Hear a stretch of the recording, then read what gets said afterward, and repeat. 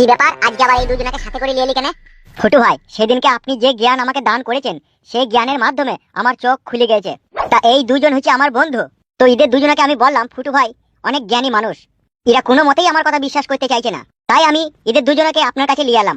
এরা দুজন আমার বন্ধু, এরা নিজের জীবনের প্রতি বিশ্বাস হারিয়ে ফেলছে। তা সেই বিশ্বাসটা নিজের জীবনের প্রতি কিভাবে নিয়ে আসবে সেই বিষয়ে একটু আপনার সাথে আলোচনা করতে চাইছি। বল, কি জানতে চাস তোরা? আমি জানতে চাইছি ফুটু ভাই, এটা আমার প্রথম প্রশ্ন। হ্যাঁ বল।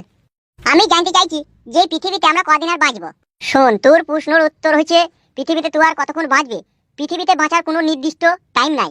এই আছিস, এই না থাকতেও পারিস। কেন, কতক্ষণ বাঁচবো কি না বাঁচবো কোনো গ্যারান্টি নাই। No no never.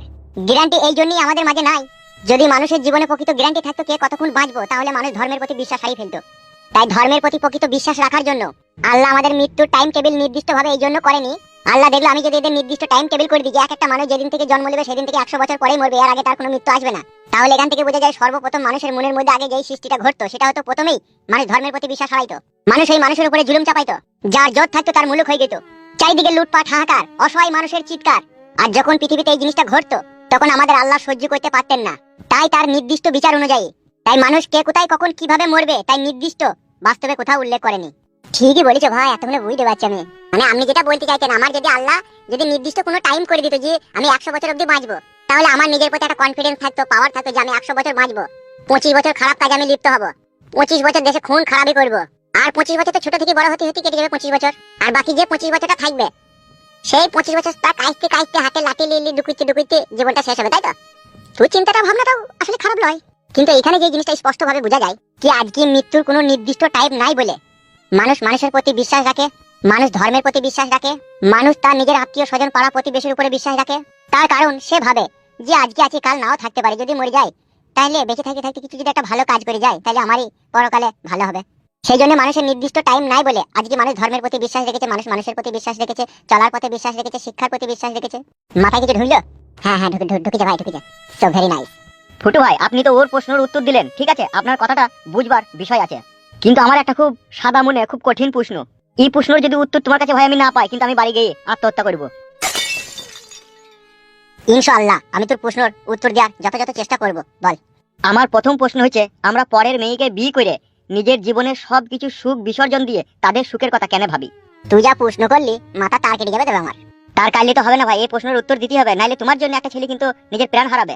ঠিকই বলছে ভাই, একমাত্র তুমি পারো এই প্রশ্নের উত্তর দিতে। ভাই বলো বলো। এত করে যখন বলছিস তাহলে শোন, সংসার ধর্ম হচ্ছে সব থেকে বড় ধর্ম, যেই ধর্ম থেকে সবার উপরে বিশ্বাস আসবে। বিষয়টা হলো ভেঙে চুরি খান খান করে চূর্ণ বিচূর্ণ করে তোদেরকে বলছি, বোঝার চেষ্টা করবি, ঠিক আছে? হ্যাঁ বলো ভাই, বোঝার চেষ্টা করব।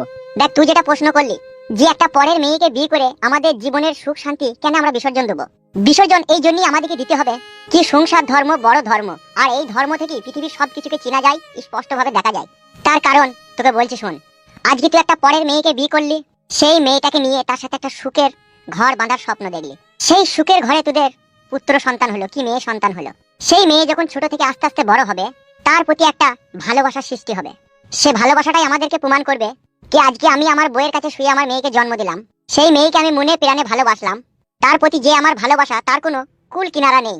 পৃথিবীর সমস্ত ভালোবাসা যেন আমি তাকে দিয়ে মানুষ করতে চাই। তাই আজকে আমি আমার মেয়েকে জন্ম দিলাম, তার প্রতি যে আমার কতটা ভালোবাসা তার আমি নিজেই প্রমাণ পেলাম। ঠিক সেই রকম ভাবে যিনি সৃষ্টি কুলের রব, তার ইশারা ব্যতীত গাছের একটা পাতাও নড়ে না, তিনি আমাদের সৃষ্টি করেছেন। তাই তার ভালোবাসাটাও আমাদের প্রতি এক অনন্তহীন আর গভীর ভালোবাসা, যে ভালোবাসার কোনো কুল কিনারা নেই। তাই সংসার ধর্ম যে মানুষ করেছে, ভয় ভালোবাসা সৃষ্টিকর্তা বলে একজন রয়েছে, তার মনের মধ্যে এই বিশ্বাস জন্ম নিয়েছে। আর যে মানুষ সংসার করেনি কো, সে ভালোবাসা কি জিনিস দুনিয়াতে বুঝবে না, এক প্রকার কাফেরও বলা যায় সে ব্যক্তিকে। তাই সেই জন্য বলছি, তোর প্রশ্নের এটাই উত্তর এসে দাঁড়াইছে, তুই আজ পরের মেয়েকে বিয়ে করে তুই আজ হ্যাপি লাকি, তোর মতো সৎ চরিত্রবান মানুষ আর নাই। সত্যি ভাই, এত বড় একটা জ্ঞানের কথা শোনাবার লেগে আমার ইচ্ছে হচ্ছে এখন আপনার পা ধুয়ে আমি পানি খাই। দূর মারা, পা ধুয়ে পানি খেতে হবে না। আজকে মানুষের মনের মধ্যে শিক্ষার অভাব বলেই মানুষ আজকে লাঞ্ছিত বঞ্চিত বিবেচিত, ঘর হারানো, মানুষ হারানো, পিতা হারানো, ভাই বন্ধু হারানো, সমাজ হারানো একজন মানুষ, যার মধ্যে শিক্ষার কোনো আলো নেই, কোরআনের কোনো আলো নেই, তার তো জীবন অন্ধকারে ঢাকবেই। সত্যি ভাই, আজকে আপনার এই জ্ঞান আমার চোখ খুলে দিল। আমি আজ থেকে নিজের বউ ছেলেকে আরো বেশি করে ভালোবাসতে লাগবো। যত আমার আত্মীয় স্বজন পাড়া প্রতিবেশী রয়েছে সকলকে আমি মন থেকে ভালোবাসার চেষ্টা করব। ভালো তো অবশ্যই বাঁচতে হবে, তার কারণ ভালোবাসা দিয়ে দুনিয়ার সবকিছু পাওয়া যায়। ভাইজান, আপনার যে জ্ঞান বুদ্ধি, এই জ্ঞানের কথা শুনে আমাদের তিনজনের বিবেকের দরজা খুলে গেল। আল্লাহ আপনাকে আরো সঠিক বুঝদান দেখ। আর কি তোদের কারো প্রশ্ন আছে? না ভাই, আমি বুঝে লিছি, আমার আর কোনো প্রশ্ন নাই। বেশ ঠিক আছে, নিজের মতো করে চলার চেষ্টা কর দুনিয়াতে যতদিন বেঁচে আছিস। কিন্তু একটা কথা মনে রাখবি, সৃষ্টিকর্তা কিন্তু আমাদের সবাইকে সৃষ্টি করেছে। তাই আমরা মানুষ হয়ে মানুষের প্রতি কেউ কারোর উপর জুলুম চাপাবো না। যে যতটা পারবো সবাইকে সবকিছু জিনিস দিয়ে সাহায্য করে নিজের বুকের মধ্যে আঁকড়িয়ে রাখার চেষ্টা করব। এতে আমাদের আল্লাহ খুশি হবে। কোনো ধর্মের মানুষকেই খারাপ চোখে দেখবি না, তার কারণ সেও আল্লাহ সৃষ্টি। মাথায় কি যে তোদের ঢুকলো রে, না মাথায় চটি করে মাইতে হবে মনে হয়েছে? সব ঢুকেছে ভাই, সব ঢুকেছে। আপনি যে জ্ঞানের কথা বলেছেন সব বেরেনে আমাদের ঢুকে গেছে। কি বলবো, আপনি অতুলনীয়, আপনার কোনো তুলনা নেই। ঠিক আছে, ভালো থাকিস আর আমার লেগে একটু দোয়া করিস। ঠিক আছে ভাইজান, ঠিক আছে।